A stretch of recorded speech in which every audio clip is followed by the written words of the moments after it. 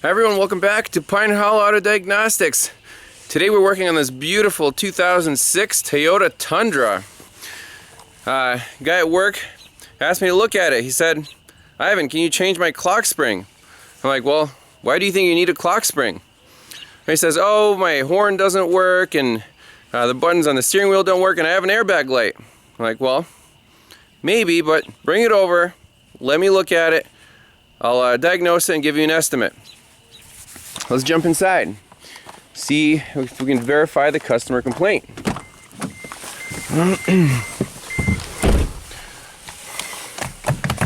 Okay, horn doesn't work. Let's pop the key in it.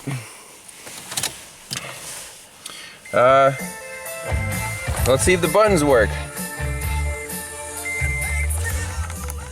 Yeah, I can definitely control the radio.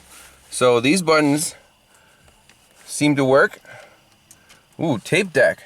Sweet. Wonder what he has in there.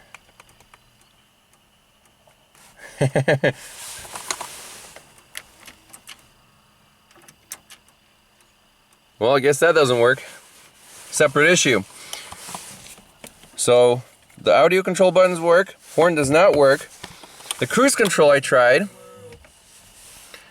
You press the cruise button, a little indicator comes on, and I took it for a spin, and it can hold the speed, so the cruise control works. Like, okay, interesting. The airbag light is definitely on. If we start the truck, it's missing a muffler. TPMS light's flashing, airbag light stays on. So, okay, so two things they said indeed are true. He brings the truck over here. I didn't even start looking at it yet. He texts me, "Hey Ivan, I took out the fuse for the horn because it stays on all the time." I'm like, "Oh, well that's interesting. I guess we would have gotten there eventually, but that saves time if the customer gives you more information, right?" So let's start with the horn, do some basic checks. If we need to, we'll get a wiring diagram, and we can also scan the vehicle for the airbag light. Let's just pull the code, see what it says. All right, I got the launch booted up here. Let's jump right in. Where's that Asian section? Toyota. Keys on.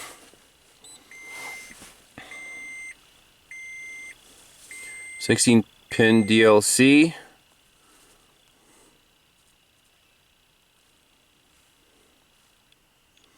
Let's see if we can auto ID this 2006. It should be able to.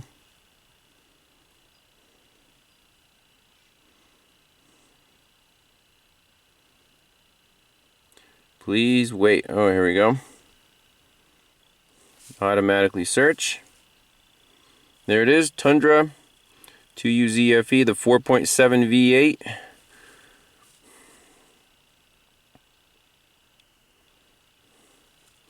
Health report or control units? Yeah, we can do a health report. Why the heck not? Since we haven't tried the launch on a Toyota yet. Engine and ECT no fault code. Cruise control no fault code. ABS, we got 1. Airbag, 2.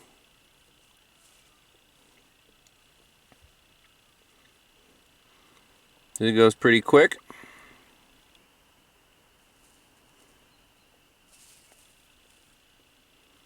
Tire pressure monitor. Don't care about that. Are we done? Still says progress, but let's jump in the airbag.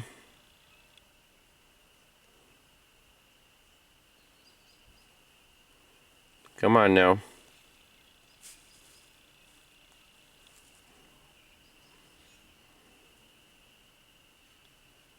Would it hang up on me? This is real time.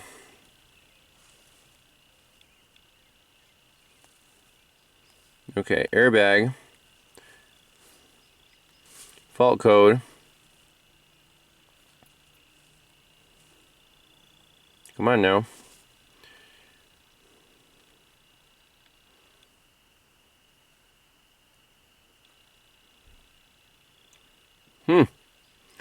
Shorten driver's squib circuit to battery positive. B1803. So let's save that. Confirm. Save.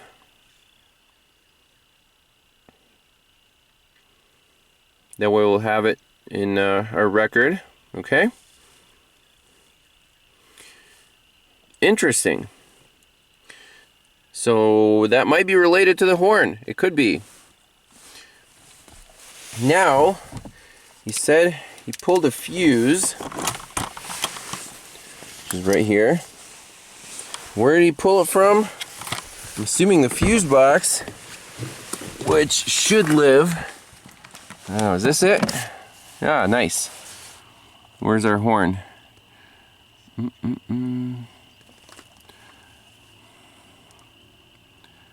Or it could be. Oh, we got some aftermarket stuff in here. Uh-oh. Cigarette lighter. It could be under the hood. Let me find where this fuse lives. We'll be right back. Alright, here we go. Here's the fuse box. We've got our 10 amp horn fuse. And the horn relay's right here. So perfect testing location. Let's see if we touch this fuse if the horn starts blaring. It does not. What was the customer complaint? Does the horn work? It works. So it might be an intermittent problem. Very curious. So I wonder if I'll do a little visual inspection, of course. Got a CB radio.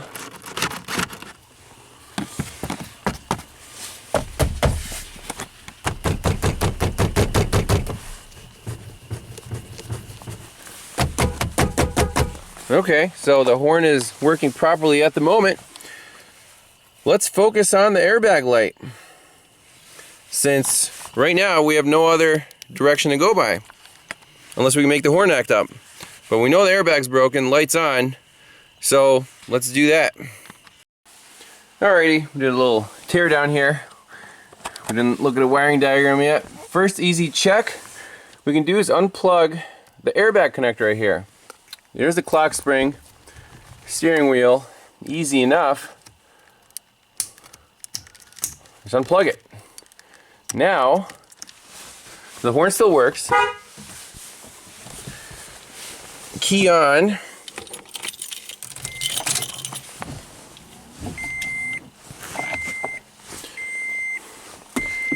Let's clear out the fault memory and see if the code changed.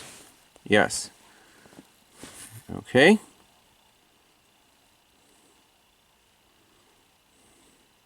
Now there's an open in driver's squib circuit. Before there's a short to battery positive. So the code definitely changed, so that proves that our problem is indeed somewhere either in the clock spring or the airbag module itself. I mean the inflator. Just for kicks, let's plug it back in. Easy unplug it test, so we're already in the right direction. Now, I don't know if these clock springs are failure prone. Maybe that's why I asked about it. Clear fault memory. Yes. Okay. No trouble code. Interesting. Wiggle, wiggle, wiggle.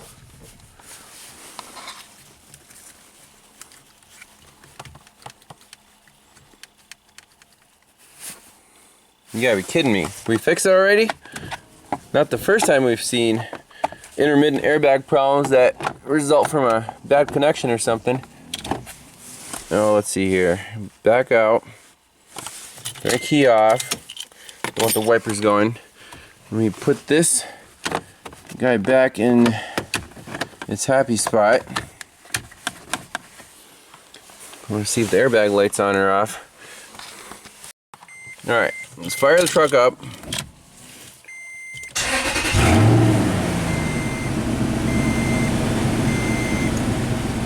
Okay, no airbag light.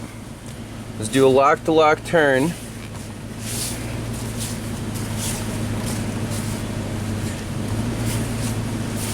Okay. Read fault codes again.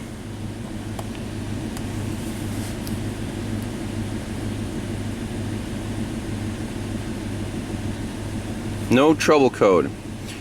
Let's read the data stream. See what if it gives us resistance values of the squib circuits.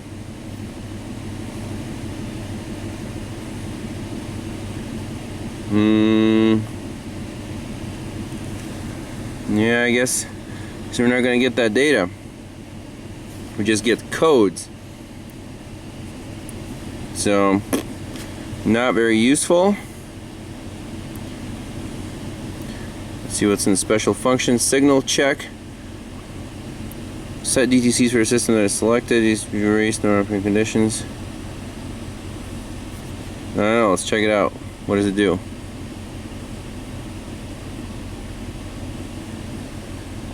Nothing. All signal check.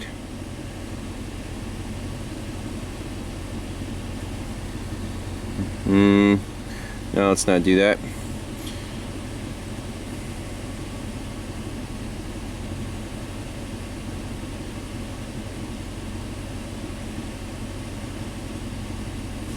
What the heck? I thought we were gonna find at least something. So we pop the fuse back in, horn's fine. Unplugged airbag connector at the steering wheel, plugged it back in, it's fine. Toyota, self-healing. So what else can we do here?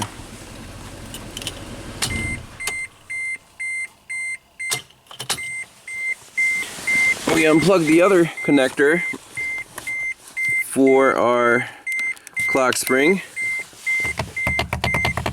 Horn doesn't work. Plug it back in.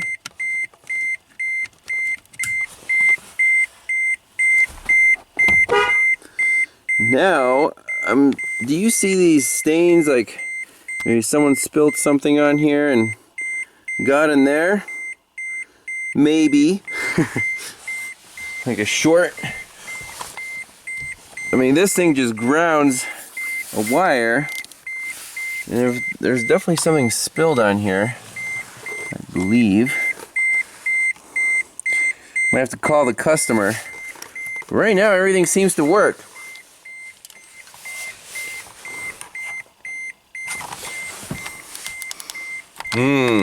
No parts required, but is the repair guaranteed? I mean, the only thing we can do at this point is take another test drive, make sure airbag light doesn't come on, make sure the horn doesn't start blaring, call the customer up and then say, hey, did you spill something on your steering wheel? So let's do that, and maybe that's the end of this one. Alright, I took it for a spin, bumpy road, on the pavement, no issues, horn works. Last scan for the airbag codes, light didn't come on, so we shouldn't have any.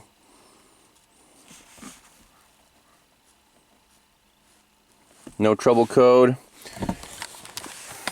That's about it. Let's call the customer. Alright, let's call the customer. See what they say.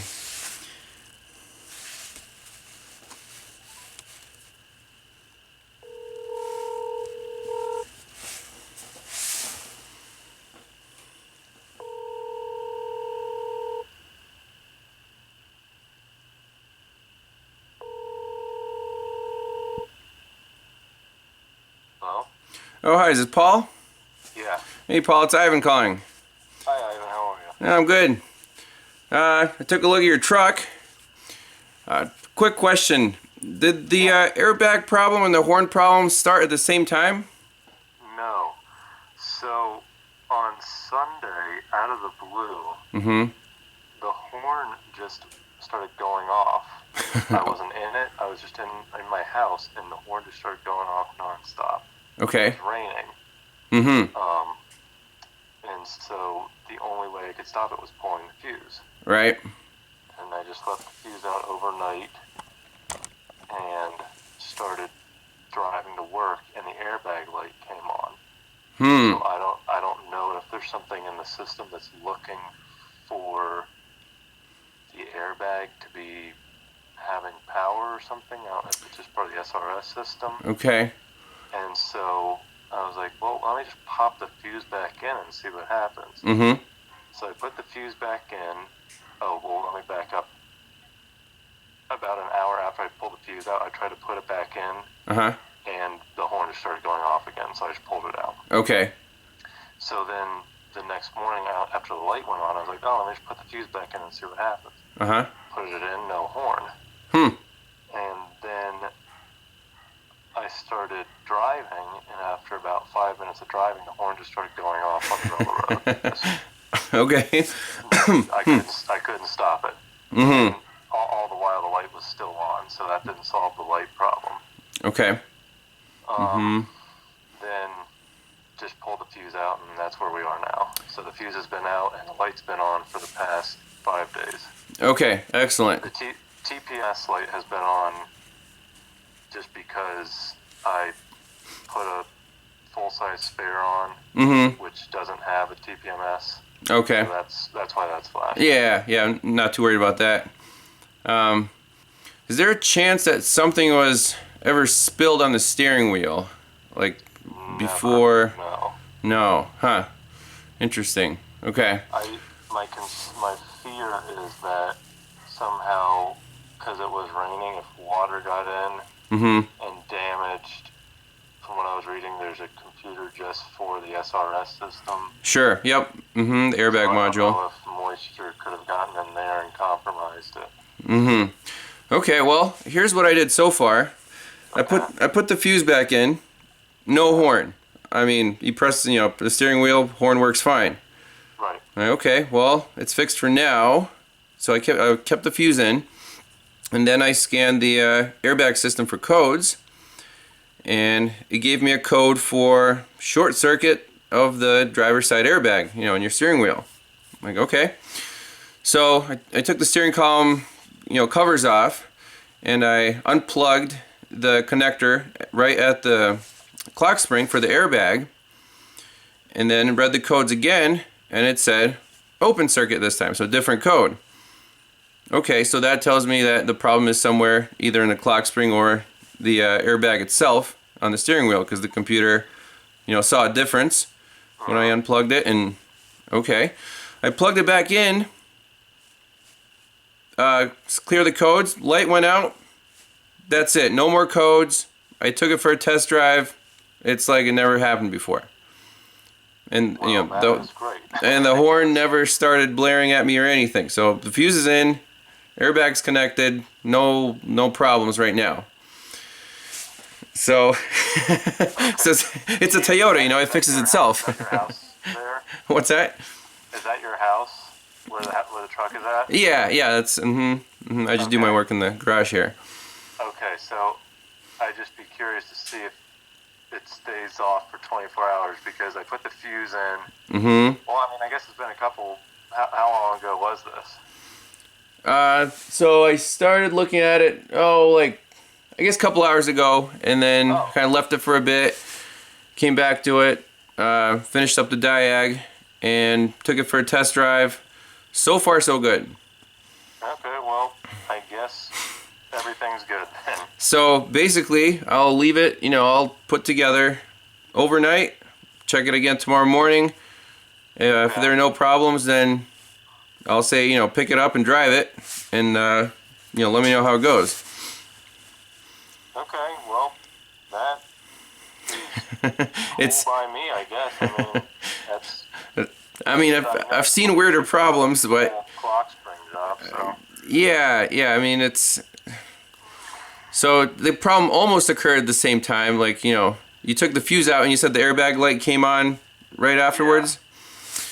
So, Yeah, I took the fuse out, and I just I turned on the truck, made sure everything still functioned relatively properly, and then just turned the truck off, went back inside a couple hours, popped the fuse back in, the horn started blaring at me, popped it out, I'm like, okay, well, it's still drivable, let me just drive to work. And the next morning I turned it on, airbag light was on. oh, okay, next morning. Yeah, I mean, the only clue that I saw of any liquid, near the steering column was, I don't know, at some point maybe some coffee or cola or something was spilled on it. I saw little dried spots right kind of on the steering wheel on the low part where the horn kind of assembly is. Oh my gosh. You know what? I know what happened. So my driveway is slanted. Okay. And I've noticed that in heavy rain, the windshield leaks. Ah. Huh. And so I bet because of the slant, it was running back and dripping onto the steering wheel. Interesting. So you actually see drips coming in from the top of the windshield? I've been driving before in heavy, it has to be downpouring, which it did for a little bit on Sunday. Yeah, sure did. Where I live. And just like a couple of drops will come in. Nothing like that I've been concerned about to address it. Right. But like you'll just get like a drip every 30 seconds or so. And where does the drip exactly? Just one spot? On the driver's side, yeah. Oh, you mean it could be right on the steering column, on the steering wheel? It could have been right above the steering wheel. Okay, well, that's, yeah. I do need to address it. There we go. Yeah, that is funny. Okay, that is definitely what could have possibly happened. And now it dried up and, all your problems kind of went away. I guess, yeah, that could definitely explain it. So... That's it. The only question I would have is why on the next day when I put the fuse in, it was fine for 10 or 15 minutes and then the horn just all of a sudden... Yeah, so, when water gets in, especially into a connector, it can do funny stuff. It can be intermittent, I've seen that before a lot of times actually. And, I unplugged the connectors and I looked inside and right now they're dry obviously and there's no residue or anything on there. But if I've seen a drop of water do something like that, intermittent connection on and off until you dry it out completely. Okay. All right. Well,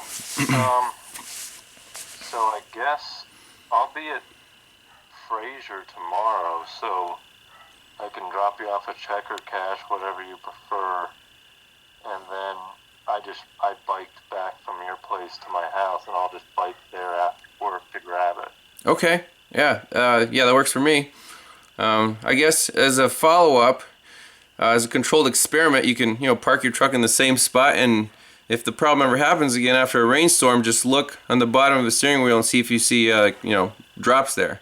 Yeah. And that'll definitely be a correlation. Yeah, that would be the ticket. Or if you want, I can just pour water all over it and see if it happens. Nah, I'll wait till the rain happens again. Okay, but at least you know where the fuse is, and at least the cause and effect will nail it. Yeah. Okay, cool.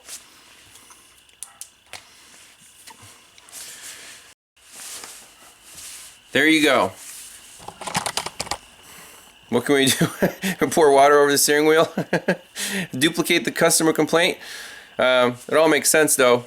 If he's got a windshield leak dripping on the steering column. And we did have quite the downpour. That's it. So, talking to the customer, always valuable. You gotta pick their brain a little bit. Ask the questions in a, you gotta be strategic about it. Was there ever any liquid water spillage? I told him I found some drips, and then he's like, I know what happened. So, very cool. Appreciate you guys watching, and see you guys next time. Bye-bye. Little bonus footage. Let's look for more clues. Right up here, the headliner definitely has a water stain. You can barely see it. Right there. And the windshield, I noticed, was really dirty inside. What's this? Boom. There's our leak. You can see it was rolling down the windshield. This is on the inside, by the way. See those marks? And sure enough, that's directly above the steering column. Directly in line. So if you draw a vertical line, boom, it was dripping right into the crack where our airbag and horn are. Excellent. It also looks like it was coming over here. See that? And is the windshield original? My bet it is no. It's not. Not Toyota. If you look at another piece of glass, it has to say Toyota on it. You guys see that? Toyota. That's original. Windshield is not original. Well, that makes sense, so I recommend proper windshield reseal to fix this problem. That's it. Thanks for watching. See you next time. Bye-bye.